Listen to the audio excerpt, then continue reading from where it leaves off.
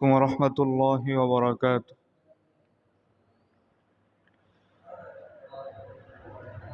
إن الحمد لله والصلاة والسلام عليك يا رسول الله وعلى آله وصحبه وبارك وسلم. أما بعد فأعوذ بالله من الشيطان الرجيم. بسم الله الرحمن الرحيم.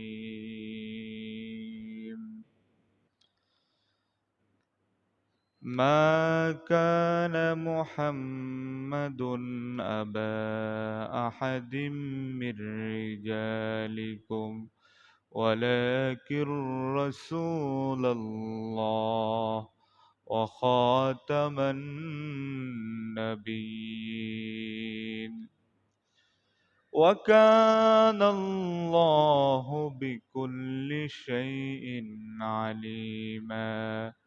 إن الله وملائكته يصلون على النبي يا أيها الذين آمنوا صلوا تسليما. اللهم صل على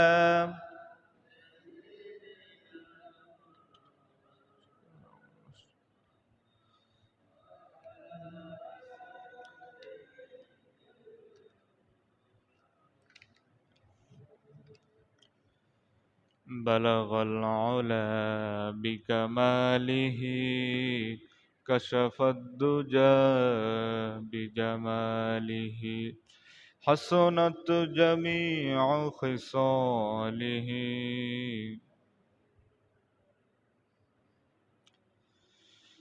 আলহামদুলিল্লাহ, মহান আল্লাহ সুবহানাহু ওয়া তাআলার দরবারে লাখো কোটি শুকরিয়া, যে মহামুনিব সপ্তাহের শ্রেষ্ঠ এই দিন জুমার এই দিনে সকলের আগে ভাগে সমাবেত হয়ে কোরআন এবং সহিহ হাদিস থেকে কিছু আলোচনা শোনার এবং বলার তৌফিক দান করিয়াছেন।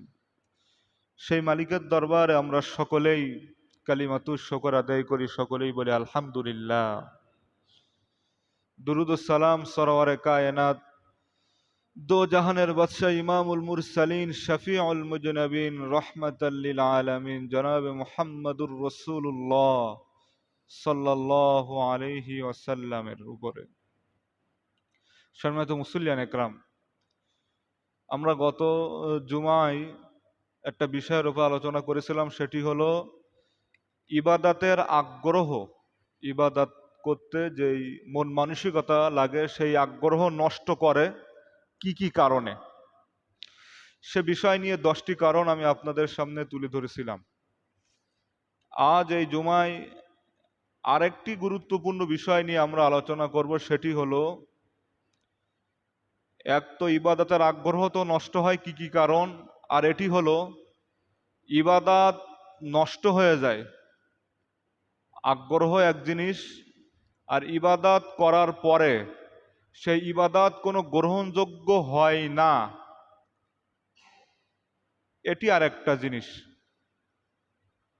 ইবাদাতের যে সমস্ত কারণে ইবাদাত একেবারেই নষ্ট হয়ে যায়, পাহাড় পরিমাণ ইবাদাত করলাম, কিন্তু কি কি কারণে এই পাহাড় পরিমাণ ইবাদাত নষ্ট হয়ে যায়, আমরা যারা শুরু থেকে আছি মেহেরবানি করে সুন্নাহ ভিত্তিক কোরআন এবং সহিহ হাদিস থেকে খুবই সংক্ষিপ্তভাবে 10টি কারণ আমি বলবো, যে সমস্ত কারণের দ্বারা এই নামাজ, রোজা, হজ, যাকাত, দান, সদকা যাই করি না কেন সব নষ্ট, কিছুই কবুল হইবে না। এমন কি কি কারণ রয়েছে সেগুলো আমরা শুনবো ইনশাআল্লাহ। কারণ হাসরের ময়দানে পাহাড় পরিমাণ নেকি নিয়ে আল্লাহর দরবারে উঠব, ধুলো কণার নাই আল্লাহ তাআলা সেগুলো ধূলিসাৎ করে দিবেন। এমন কি কি কারণ আমরা শুনবো ইনশাআল্লাহ। প্রিয় মুসলিয়ান একরাম, মানব জীবনের সব থেকে গুরুত্বপূর্ণ বিষয় হলো আমল। এই আমল যে কত দামি, কবরের প্রথম রাত থেকেই আমরা বুঝতে পারবো যে আমল যে কত দামি। দুনিয়ায় হয়তো বুঝতে পারতেছি না, কিন্তু কবরে আপনাকে আমাকে রাখার প্রথম রাত্রি থেকেই, রাত আর দিন, কবর তো পুরাটাই রাত, অন্ধকার, ঠিক কি না? কথা বলেন। কবর কি রাত দিনের কোনো ভাগ আছে? ও ঢুকালেই অন্ধকার শুরু। এজন্য ওই কবরে রাখার পর থেকেই আমল যে কত গুরুত্বপূর্ণ তখনই কাজে আসবে, তখনই বোঝা যাবে। এখন আমরা এই দুনিয়ার চাকচিক্য দেখে হয়তো বুঝতে পারতেছি না। প্রিয় মুসলিয়ান, এখন দেখেন আমল কত গুরুত্ব। ফজরের 2 রাকাত সুন্নাহ, ফজরের নামাজের আগে যে 2 রাকাত সুন্নাহ, এর কত গুরুত্ব। বলা হয়েছে ফজরের নামাজের আগে যে 2 রাকাত সুন্নাত রয়েছে, আসমান জমিনের থেকেও সব থেকে মূল্যবান হলো ওই ফজরের কি নামাজের আগের 2 রাকাত সুন্নাত।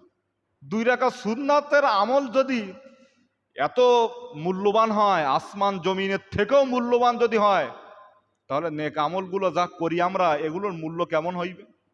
দেখেন, সওম, সওম মানে রোজা। রোজা যে চলে গেল, রমাদানের রোজা, এই পবিত্র রমাদানের কত মূল্য। আল্লাহ তাআলা বলেন সব কিছু আমল আমি আমার ফেরেশতার মাধ্যমে দেব, আর রমাদানের যে রোজাদারের পুরস্কার আমি আল্লাহ তাআলা, as-সাওমুলি, রমাদানের রোজা হলো আমার জন্য। কে বলেন?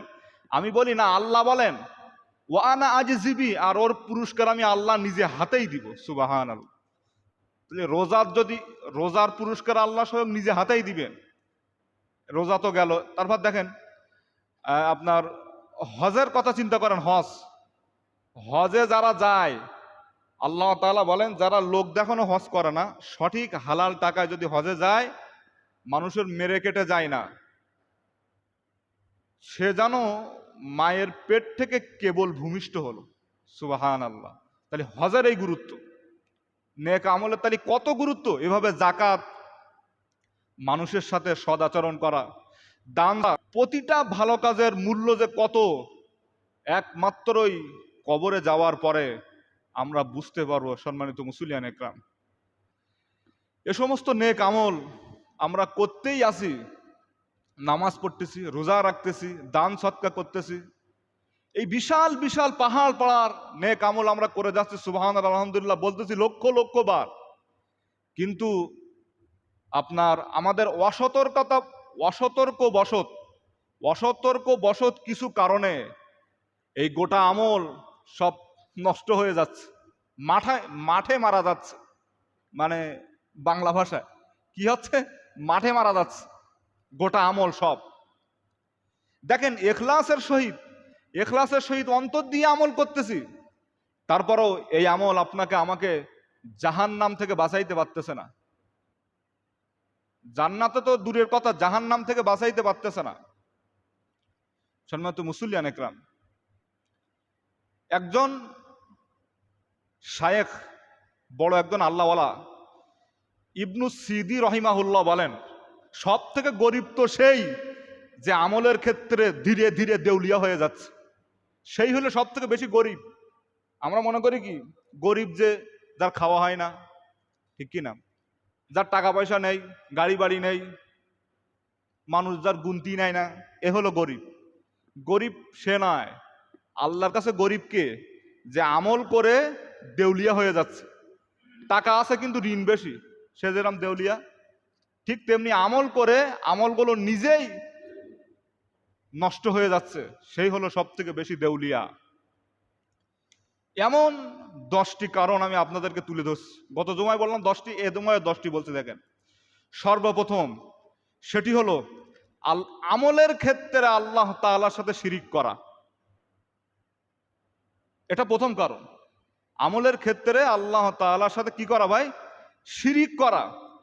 শিরিক 2 প্রকার, একটা হলো বড় শিরিক, আর একটা ছোট শিরিক। প্রিয় ভাই, কথাগুলো খুবই গুরুত্বপূর্ণ।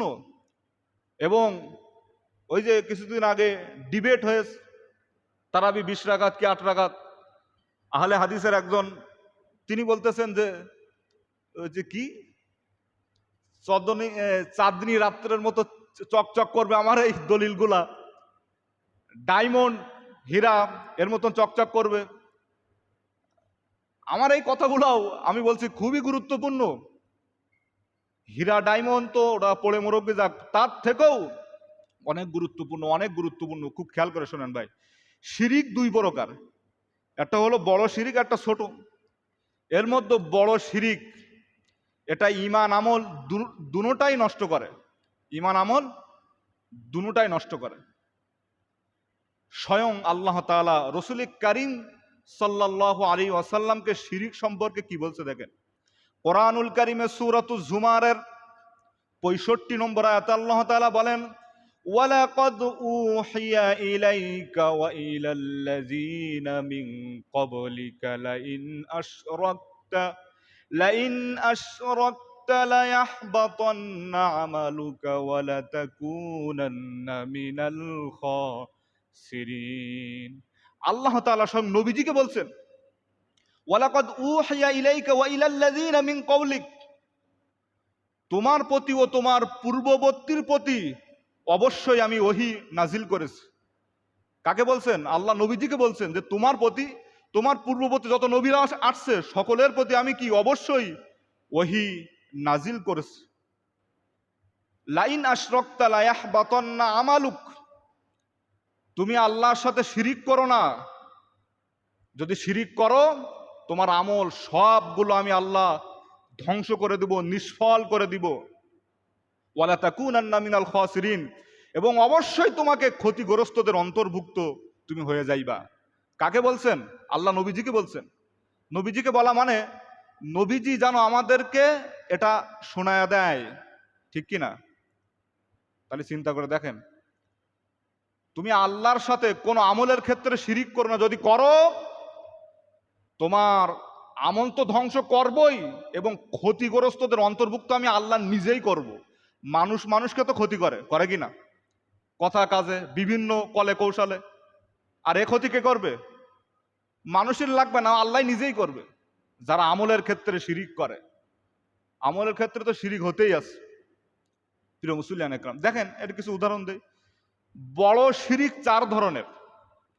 একটা হলো দুয়ার ক্ষেত্রে শিরিক। দোয়া করতেছি, বললে তো আবার আমি ওয়াহাবি, অনেক বিপদ, হক কথা বললেই সমস্যা। সমস্যা কি? কিসের সমস্যা? সমস্যা কিছুই নয়, আল্লাহ এবং আল্লাহ রসুলের কথা বলতেই হইবে, এই মেম্বার থেকে বলতে হইবে, না হয় এই মেম্বার আমার বিরুদ্ধে একদিন দাঁড়ায় যাইবে, ঠিক কিনা বলেন? দোয়ার ক্ষেত্রে শিরিক করছে। দোয়া করব কার জন্য বলেন তো? আল্লাহর জন্য, রসুলের জন্য। দোয়া করতে গিলেই আল্লাহ আল্লাহ রসুল থাকতেছে কি 4, 5, 6, 7, 8 লাইনে, আর এদিকে নিজের সাগরেদ, নিজের বড় বুজুর্গ আল্লাহ আল্লাহর নাম নিতে নিতে নিতে নিতে লাস্টে যখন পানি থাকে না, তখন হচ্ছে কি আল্লাহ আল্লাহ রসুলের। কি আজীব ব্যাপার! আল্লাহ তাআলা বলেন তুমি আমার কাছে চাও সরাসরি, সরাসরি চাও, কোনো মাধ্যম ছাড়াই, ঠিক কিনা বলেন? আপনি বিপদে পড়েছেন পানির মধ্যে, তখন কি বলবেন না যে উমুকের ওসিলায়, উমুকের ওসিলায়, উমুকের ওসিলায় আল্লাহ তুমি বিপদ থেকে বাঁচাও? তখন ওসিলা মানবে না, তখন বলবে আল্লাহ তুমি আমার বাঁচাও, ডাইরেক্ট আল্লাহর কথা বলবে। বিপদে পড়েছে যে, তখন ওসিলা তালাশ করবে না। কিন্তু মসজিদে এসে বিভিন্ন বাড়ি মিলাদ শরীফে ওসিলা না বললেই সমস্যা। কিসের কিসের ওসিলা বলেন? এজন্য দুয়ার ক্ষেত্রে শিরিক যারা করবে এর অবস্থা কি হবে তো আয়াতেই বললাম। দ্বিতীয় নম্বরে দেখেন নিয়তের ক্ষেত্রে শিরিক। নিয়ত, নিয়ত করতেছি তার মধ্যেও শিরিক। নিয়ত একমাত্র আল্লাহর জন্য করতেছি না, বিভিন্ন মনের কুসংস্কার, এটা দিব কি দিব না, এটা দিলে মানুষ একবার ছোট ভাববে না কি করব, এরকম একটা মন মানসিকতা, এই যে নিয়তের ক্ষেত্রে শিরিক। এরপরে আনুগত্যের ক্ষেত্রে শিরিক। আনুগত্য হবে একমাত্র আল্লাহর জন্য, অনুসরণ হবে কার জন্য? আল্লাহর জন্য। ইবাদত হবে একমাত্র আল্লাহর জন্য, সেখানে ইবাদত করতেছি বিভিন্ন মাধ্যমে। প্রিয় মুসলিয়ান একরাম, বিভিন্ন আলোচনা করতে গেলে অনেক সময় চলে যাইবে, আমি শর্টে বলে যাচ্ছি। দেখেন, এরপরে ভালোবাসার ক্ষেত্রে শিরিক, ভালোবাসার ক্ষেত্রেও শিরিক বলা হচ্ছে। দেশের সরকারের সাথে কথা বলতে গেলে বিভিন্ন মাধ্যম লাগবে, এ মাধ্যম সে মাধ্যম, মাধ্যম করতে করতে করতে করতে তারপরে, ঠিক কিনা? এ ঠিক এরকম আল্লাহর সাথে কথা বলতে গেলে মাধ্যম ছাড়া হবে না। কিসের মাধ্যম? কিসের মাধ্যম বলেন? আমি আল্লাহর সাথে কথা বলবো, সেজদারত অবস্থায় আমি আল্লাহর সাথে কথা বলবো, কোনো মাধ্যম আমার প্রয়োজন নেই, ঠিক কিনা বলেন? আল্লাহর সামনে মাথা নত করাই মানে আল্লাহর সাথে কথা বলা, এটাই তো আল্লাহর সাথে কথা বলা। তাহলে আমরা যে আল্লাহর সাথে চাইবো, আল্লাহর কাছে সবকিছু বলবো, যদি মাধ্যম দিতে দিতে দিতে কজনের মাধ্যম দিয়ে চাবো আল্লাহর কাছে? ও শেষ রাত্রি উঠে এমনি তো ঘুম আসে, তাহাজ্জুদ যে 2 রাকাত পড়বো, ওই মাধ্যম মানতে মানতে তো এমনি সেজদায় ঘুমিয়ে পড়বেন মানুষ। এজন্য ভাই খুব সতর্ক। শিরিক সম্পর্কে অনেক কিছু বলছি, টুকটাক বলি। শিরিক যারা করবে, পাহাড় পরিমাণ আমল নিয়ে আল্লাহর দরবারে হাজির হবে, আল্লাহ ধুলো কণার নাই উড়ায় দিবে, ও কোনো কাজে আসবে না। একটি গেল। দ্বিতীয় হলো দিনের কোনো বিধানকে অপছন্দ করা। যারা দিনের কোনো বিধানকে অপছন্দ করে, উপহাস করে, ঠাট্টা করে, এদের ইবাদাত আল্লাহর দরবারে মোটেও কবুল হবে না। এখন যদি বলো হুজুর দিনের কোনো বিধানকে কিভাবে আমরা উপহাস করি, মানে আমি যদি কোনো একটা উদাহরণ টানতে যাই মনে মনে ভয় হয় যে না জানি কে আবার বলবে যে এ হুজুর আমারই বলিস, এটা খুব মনে ভয় হয়। আল্লাহর কসম কাউকে কষ্ট দেওয়ার জন্য বলি না। মনে করেন সহি একটি কথা আমি বললাম, সহি একটি কথা, সহি কথা বললাম, বলার পরে আপনি বললেন সারা জীবন শুনে আসতেছি এই সমস্ত হুজুর আর একটা কথা বলে, হুজুর মোটে বাড়াই ব্যাপক, এ আজীবন কোনোদিন শুনিনি, হুজুর এই রেফারেন্স দিয়ে কি কথা বলে। এই যে আপনি উপহাস করলেন, এই যে ঠাট্টা করলেন, আপনার উচিত ছিল যে রেফারেন্সটা দিয়েছি এটা আপনার খোঁজ করা, তালাশ করে না পাইলে আমাকে ফাঁসির কাস্টে দাঁড়ান, ওখানে আমি ফাঁসি হয়ে বিদায় নিয়ে চলে যাব দুনিয়া থেকে, এটাই উচিত ছিল। কিন্তু তালাশ না করে হুজুর একটি কথা বললো, এ কি কেমন কথা, জীবনে কোনোদিন শুনিনি, বাপ দাদার থেকে এসব চলে আসতেছি, এ আবার কি নতুন। আমি নিজে কানে শুনছি এই কয়েকদিন আগে পুকুরের ঘাটে আমার বাড়ির পাশে না কোথায় যেন মানুষ বলতেছে এমন একটি কথা, কে কে কে যেন বলতেছে খেয়াল নেই, যে যা পারে বলুক গে যাক, বাপ দাদা থেকে যেটা করে আসছি সেটাই করব।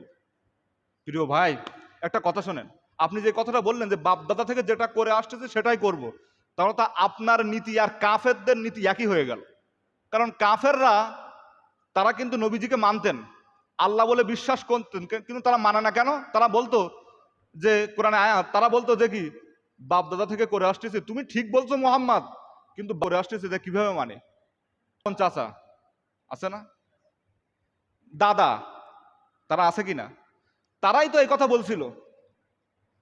নবীজির চাচা যখন মারা যাচ্ছেন, নাম কি বলেন তো? আবু তালেব। নবীজিকে এমন কোনো জায়গা নাই নবীজি চুমু খাই নাই, সেই চাচা মারা যাচ্ছে, নবীজি বলছেন চাচা আপনি একটিবার বলেন লা ইলাহা ইল্লাল্লাহ মুহাম্মদ সাল্লাল্লাহু আলাইহি ওয়াসাল্লাম, বলার দরকার নেই, আল্লাহর সাথে ঝগড়া করে হলে আপনাকে জান্নাতে নিয়ে যাইব। সেই চাচা বললেন ভাতিজা বলতে মন চাচ্ছে, কিন্তু বাপ দাদা যে করে আসছে, আরে আবু জেহেল থেকে যারা মারা যাওয়ার পরে আমাকে বলবে কাপুরুষ ছিল, এই জন্য আর করলাম না। তাহলে আপনার কথার ওই কথাটা সমান হয়ে গেল। কিসের চিন্তা করেন, কিসের চিন্তা ফিকির আমরা করি ভাই? বাপ দাদা যেটা করে আসছে, বাপ দাদা যেটা করে আসতেছে, সে যদি আমার বাপও হয়, আমার দাদাও হয়, আমার পূর্বপুরুষও হয়, সেই সুন্নাহ, সেই আমল, সেই নেক আমল যদি আল্লাহ রসুলের বিরুদ্ধে যায়, আল্লাহ রসুলের মতো না হয়, ওই আমলকে আমি পায়ের তলে ফিসে রসুলের আমল করব, আল্লাহর কথাকে মানবো, ঠিক কিনা? এটাই তো ঠিক। বাপ দাদার আমলকে আমার পায়ের তলে ফিসে দিব, যে আল্লাহ রসুলের কথাকেই মানবো। এর নাম ইমান। কথা মনে হয় জোরে হয়ে যাচ্ছে, এসব কথা একটু জোরে আওয়াজে বলতে হয়, ঠিক না বলেন? সম্মানিত মুসলিয়ান একরাম, তাই দিনের কোনো বিধানকে অপছন্দ করা, দেখেন যেমন আমি বলি চুরির শাস্তি, চোর হাত কেটে দাও। মদ পানকারীর শাস্তি বেত্রাঘাত করো, জেনার শাস্তি পাথর মারো, বিভিন্ন আইন আছে কিনা? এগুলো যদি আমরা মনে করি, কেউ যদি মনে করে কি একটা আমিন, কি একটা এটা কাফেরের সাথে মিলে যাইবে। কোরআনুল কারিমে আল্লাহ তাআলা সে কথা সুন্দর করে বলছেন, ওয়ালা ইন সাআলতাহুম লায়াকুলুন্না ইন্নামা কুন্না নাখুদু ওয়া নালআব কুল আবিল্লাহি ওয়া আয়াতিহি ওয়া রাসূলিহি কুনতুম তাস্তাহজিউন লা তা'তাযিরু ক্বাদ কাফারতুম বা'দা ঈমানিকুম। ওই নবীজির যুগে কাফেররা, মুনাফিকরা বলতো, যদি তোমাদেরকে জিজ্ঞেস করো, যদি ওই কাফেরদের, মুনাফিকদেরকে জিজ্ঞেস করো তোমরা কি কথা বলছিলে একটুখান আগে, নবীজি জিজ্ঞেস করতে তোমরা কি কথা বলছিলে, আল্লাহ কিন্তু বলে দিচ্ছে। তারা বলে, মানে কি, মুনাফিকরা বলে, আহারে, তারা ঝটপট করে বলে দেয়, মুনাফিকরা বলে দেয়, আমরা তো অন্য কোনো বিষয়ে কথা বলছি না, আমরা বলছি, আমরা একটু হাসি তামাশা করতেছিলাম, আমরা একটু হাসি তামাশা করতেছিলাম, ও তোমার আর তোমার আল্লাহর নামে কোনো কথা বলছি না। অনেক মানুষ কিন্তু এমন আছে, মানুষের নামে সমালোচনা করতেছে, যার নামে করতেছে, সে যদি গিয়ে বলে ভাই তোমরা কি কথা বলতেছিলে, ওই যারা সমালোচনা করে তারা বলে না না ভাই কোনো কোনো কথা না, ওই মানে আমাদের ঘেরে লস হয়েছে, দোকানে ব্যবসা বাণিজ্য, এই রোদের তাপ, এই তাপ নিয়ে আমরা আলোচনা করতেছিলাম, কিন্তু মানুষের নামে সমালোচনা করতেছিল। বলো, দেখেন আমাদের ইমান কোথায় আছে আল্লাহ ভালো জানে, আমারটাও কোথায় আছে আল্লাহ ভালো জানে। কাফেরদের মতো, কাফেরদের কাছে জিজ্ঞাসা করতেছে নবীজি যে কি ব্যাপার, তোমরা কি আমার এবং আমার আল্লাহর নামে, আল্লাহর আয়াত নামে কথা বলতেছিলে? ঝটপট কাফেররা বলে দিচ্ছে, না না, আমরা কেবল ওই হাসি তামাশা করতেছিলাম, তোমার আল্লাহ আর তোমার নামে কোনো কথা বলতেছিলাম না। আল্লাহ তাআলা বলেন, তাদেরকে বলে দাও, কুল আবিল্লাহি ওয়া আয়াতিহি ওয়া রাসূলিহি কুনতুম তাস্তাহজিউন, তাদেরকে তুমি বলে দাও তোমরা হাসি তামাশা কি করতেছিলে, আল্লাহ এবং নবীজিকে বলে দাও। নবীজি বলতেছে, আল্লাহ তাআলা বলতেছে, ওগো নবী আপনি বলে দেন, কুল আবিল্লাহি ওয়া আয়াতিহি, তোমরা কি আমার আল্লাহ এবং আমার কথাবার্তা নিয়ে হাসি তামাশা করতেছিলে নাকি? তখন তারা চুপচাপ থেকে বলে, লা তা'তাযিরু ক্বাদ কাফারতুম বা'দা ঈমানিকুম, তারা চুপচাপ থাকে। আল্লাহ তাআলা বলেন, তাদেরকে বলে দাও তোমরা ঈমান এনেছো, ঈমান আনার পরে কুফরি করেছো, তোমাদের ঈমান নাই। তোমরা ঈমান এনেছো, ঈমান আনার পরে কুফরি করেছো, সুতরাং তোমাদের ঈমান নেই। প্রিয় মুসলিয়ান ইকরাম, দ্বীনের কোনো বিধানকে যদি কেউ ঠাট্টা উপহাস করে, সে যেই হোক না কেন, তার আমল নষ্ট হয়ে যাইবে, ঈমান নষ্ট হয়ে যাইবে। এজন্য সহি কথা যারা বলে তাদেরকে উল্টো পাল্টা কেউ মনে করবেন না, যদি করেন আপনার আমল পাহাড় পরিমাণ হলেও মাঠে মারা যাবে। সহি কথা যদি কেউ বলে, যদি কেউ বলে, আমি সাপোজ বুঝাচ্ছি, আমি বলছি না, যদি কেউ বলে 5 ওয়াক্ত নামাজের পরে এই মোনাজাত, এটা আমি কোনো হাদিস দ্বারা প্রমাণিত পাই নাই, যদি কেউ বলে, মনে করেন, আমি বুঝাচ্ছি, এবার আপনি উঠে পড়ে হ্যাঁ সারা জীবন করে আসতেছি, তুমি আবার কোন হাদিস নিয়েছো, যদি এই কথা কেউ বলে, সম্মানিত মুসলিয়ান একরাম, তার আমল সব নষ্ট হয়ে যাইবে। দ্বীনের কোনো বিধানকে যদি কেউ অপছন্দ করে, তার আমল নষ্ট হয়ে যাবে, সে যেই হোক না কেন, যত বুজুর্গ হোক না কেন, কোন আমলকে নষ্ট, সহি কথাকে যদি কেউ হাসি তামাশা করে, সে ধ্বংস হয়ে যাইবে। ঠিক তদ্রূপ ভাবে হক্কানি ওলামা ইকরামদেরকে নিয়ে যারাই কথা বলবে, তাদের আমলও নষ্ট হয়ে যাইবে। যদি বলে হুজুর কেন, হুজুর কেন, মানে কারণ হক্কানি ওলামা ইকরাম যারা হকের কথা বলে, হকের কথা বলে, তারা হলো নবীদের ওয়ারেস, আর তাদের কথাকে আপনি হাসি ঠাট্টা করলেন, তার মানে হলো নবীর কথাকে হাসি ঠাট্টা করলেন, এজন্য আপনার ঈমান নষ্ট হয়ে গেছে। এজন্য যারা দিনের একটু পরিমাণ জ্ঞান যাদের থাকে, তারা অন্য অন্য কাজ করলেও সঠিক ওলামা ইকরামদের নিয়ে সমালোচনা তারা করে না। খুব ভয় পায়, আগুনকে যেমন ভয় পায়, সাপকে যেমন ভয় পায়, মসজিদের হক্কানি ওলামা ইকরামদেরকে তাদেরকে ঠিক তেমন ভয় পায় যে না জানি কোন আলেম ওলামানিকে কথা বললেই আমার যদি আমল নষ্ট হয়ে যায়, ইমান নষ্ট হয়ে যায়, এই চিন্তা তারা করে। আর যারা হাদিস সম্পর্কে জ্ঞান নেই, ইসলাম সম্পর্কে ন্যূনতম জ্ঞান নেই, তারা সমালোচনা করতে করতে নবীন নিয়েও পর্যন্ত সমালোচনা করে, নিজেও জানা না যে কান নিয়ে সমালোচনা করতেছে, কান নিয়ে কথা বলতেছে। সম্মানিত মুসলিয়ান একরাম, 3 নম্বর হলো যে কাজ করলে আমল নষ্ট হয়ে যায় সেটা হলো কালো জাদু করা। কি করা ভাই? কালো জাদু করা। কালো জাদু আছে না? নেই মনে হয়, কথা বলেন। আমি তো কথা বললে আমার গলা শুকাই যায়। কালো জাদু এটা বোঝেন না? এটা ছোট মানুষই বোঝে তো। মানুষ কালো জাদু করে, এটা বোঝেন না? এটা আপনি তো এটা এটা কি বললেন? কালো জাদু তো সবাই বোঝে, বোঝো না? এই যে স্বামী স্ত্রীর ভিতরে ঝগড়া লাগতেছে, কালো জাদু করে তো লাগায়, ঠিক কি না? প্রেমের ফাঁদে ফেলাচ্ছে, এটা কালো জাদু করে লাগায়। এটা তুমি বোঝো না, তুমি এই বয়স হয়ে গেছো। এটা মজা করলাম, রাগ রাগ করেন না জানো, সবাই বোঝে। প্রিয় মুসলিম একরাম, কালো জাদু যারা করে তাদের আমল আল্লাহর দরবারে কবুল। রাগ হয়েছে নাকি? আমি মজা করলাম, রাগ করেন না। হ্যাঁ আলহামদুলিল্লাহ। যাক, আপনারা একটু কথা বলে মন ভালো লাগে, একটু রাশ করে হলেও কথা বলবেন, তাই বুঝবো যে এটা কবর না, এটা মসজিদ। কারণ কবরে কোনো আওয়াজ নেই, ঠিক কিনা? এটাও সব চুপ করে থাকে, ঠিক কিনা বলেন? কবরে আওয়াজ আছে? হ্যাঁ, কবরে মনে হয় অটোমেটিক মিলাদ শরীফ হচ্ছে নাকি?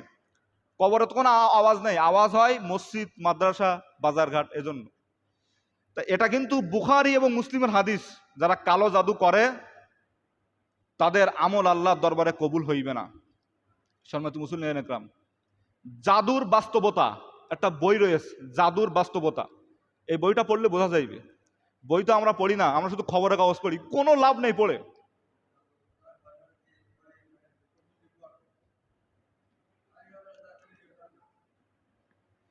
যারা কালো জাদু করবে তারা তো আমল নষ্ট হইবে, আর যারা করতে যাইবে তাদের কি হবে এটা জিজ্ঞাসা করতেছেন নাকি? যারা করতে যাইবে মানুষকে ক্ষতি, এ আর একটা বিধায়, আর একটা সাবজেক্ট। এটা মানুষকে ক্ষতি করার জন্য তো কালো জাদু করে, ঠিক কিনা? ও আজীব ব্যাপার যে সন্তান সন্তান বাবা মার জন্য কালো জাদু করে, ঠিক না? বাবা মা সন্তান এবং বোর মধ্যে যেন সম্পর্ক নষ্ট হয়ে যায়, কালো জাদু করে।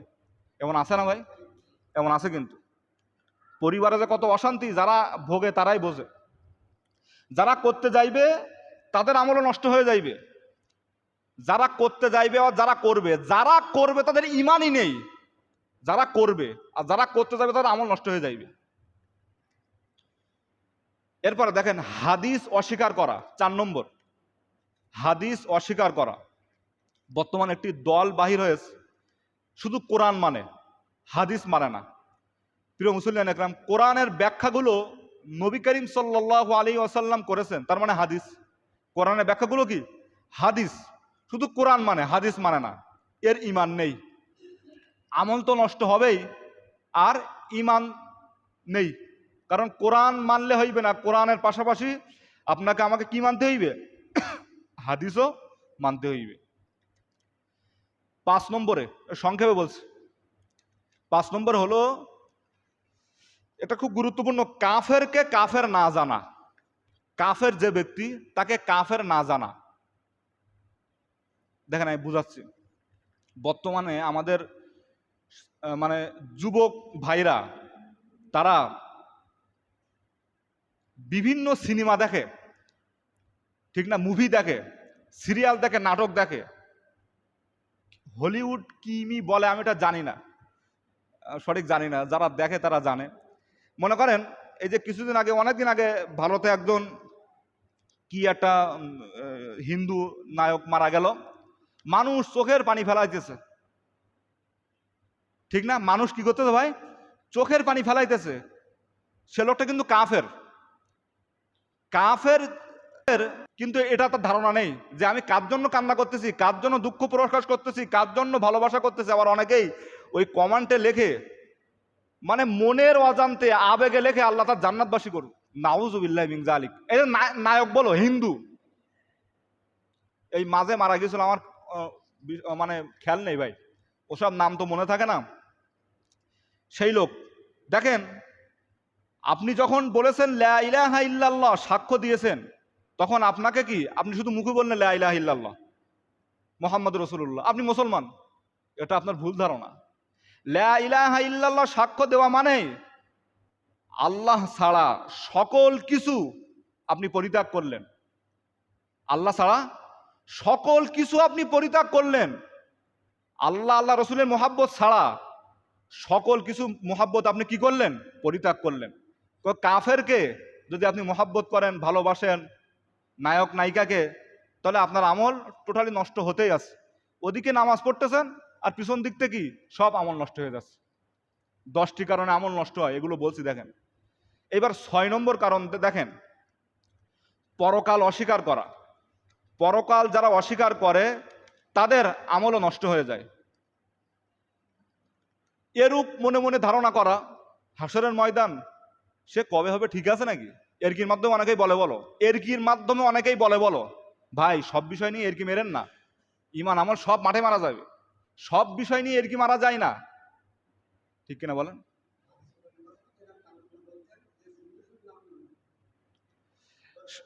সব বিষয় নিয়ে এরকি মারতে নেই, এরকি মারলে আমল নষ্ট হয়ে যাবে। যদি কেউ বলে এরকি মেরেও যদি বলে হাসরের ময়দান কবে হবে ঠিক আছে, এই গরম সহ্য করতে পারতেছে না, আর ওই হাসরের ময়দানের গরম, এই বিষয় নিয়ে একটা বাজে কথা বললেন, আপনার আমার আমল সব কিছু নষ্ট হয়ে যাইবে। সূরা আরাফের 147 নম্বর আয়াত আল্লাহ তাআলা বলেন, ওয়াল্লাযীনা কাযযাবু বিআয়াতিনা ওয়া লিকাইল আখিরাতি হাবিতাত আ'মালুহুম হাল ইউজাউনা ইল্লা মা কানু ইয়া'মালুন। আল্লাহ তাআলা বলেন, যারা আমার নিদর্শন আখিরাতের সাক্ষাৎকে অস্বীকার করে তাদের আমলগুলো আমি আল্লাহ তাআলা একেবারে ধ্বংস করে দেই, আর তারা যে অনুযায়ী চলে তাদের প্রতিফল আমি আল্লাহ তাআলা সেইভাবেই দিব।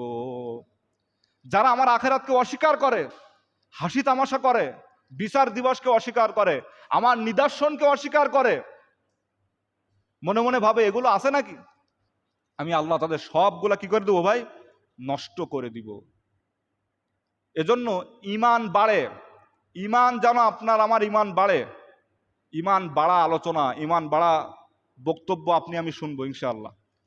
সম্মানিত মুসলিয়ান একরাম, দেখেন আল্লাহ 7 নম্বর, আল্লাহ বা তার রসুলকে গালি দেওয়া। আল্লাহ এবং রসুলকে যদি কেউ গালি দেয় তার আমলও আল্লাহ তাআলা নষ্ট করে দেয়। এ বিষয়ে একটা কথা বলতে একটা সময় দেখেন, রসুল করিম সাল্লাল্লাহু আলাইহি ওয়াসাল্লাম জীবন আদর্শ অর্থাৎ সিরাত, সিরাত আছে না, সিরাত মানে জীবন আদর্শ। কি আজীব ব্যাপার, সিরাতের কথা বললেই মাহফিল বন্ধ, সিরাত মাহফিল হবে না, হবে মিলাদ মাহফিল। তুমি মিলাদ মানো, সিরাত মানো না কেন? মিলাদ মানে আল্লাহুম্মা, এটার নাম মিলাদ নয়। এটা মিলাদ মানে জন্ম। মিলাদ মানে কি? এটা বেশি কথা বললাম। মিলাদ মানে জন্ম, মিলাদ মানে কি বলেন বলেন? আর সিরাত মানে জীবন আদর্শ। তাহলে আপনাকে মিলাদও মানতে হইবে, সিরাতও মানতে হইবে। আপনি শুধু মিলাদ মানবেন, সিরাত মানলেন না, সিরাত মানলেন মিলাদ মানলেন। মিলাদ আর সিরাত নিয়ে কি ঝগড়া 12ই রবিউল আউয়াল যখন আসে, বিরাট। এজন্য সিরাতকে অস্বীকার করতে করতে, সিরাতকে অবমাননা করতে করতে করতে একবার আল্লাহ রসুল পর্যন্ত চলে যায়। এমন কিছু আলেমও এই দুনিয়ায় আছে। আসলে মানুষকে নষ্ট করে তো আলেমরাই, মানুষকে পথভ্রষ্ট করে কিছু জাহেল আলেমরাই।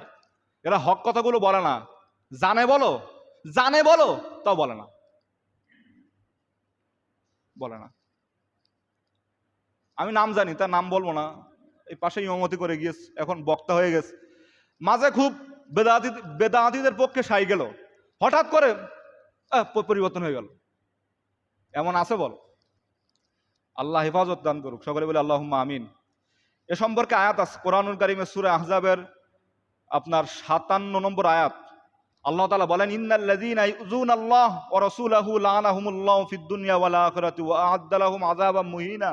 আল্লাহ তাআলা বলেন, যারা আল্লাহ এবং তার রসুলকে কষ্ট দেয়, আল্লাহ এবং রসুলকে যারা গালি দেয়, কষ্ট দেয়, আল্লাহ তাদের দুনিয়া এবং আখিরাত অভিশপ্ত করে দেন এবং তাদের জন্য প্রস্তুত রেখে দেন লাঞ্ছনাদায়ক শাস্তি।